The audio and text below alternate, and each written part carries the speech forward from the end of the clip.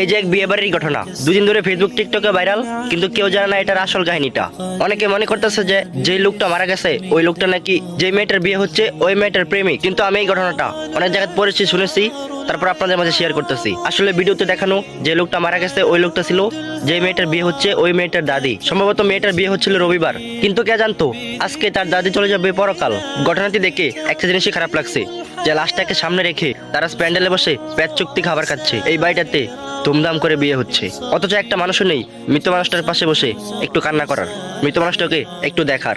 মেয়েটির দাদিরও তো ইচ্ছে ছিল যে নিজের চোখে তার নাতনির বিয়ে দেখবে। মানুষের এই দুনিয়াতে আসার একটা সিরিয়াল আছে, কিন্তু দুনিয়া থেকে যাওয়ার কোনো সিরিয়াল নেই।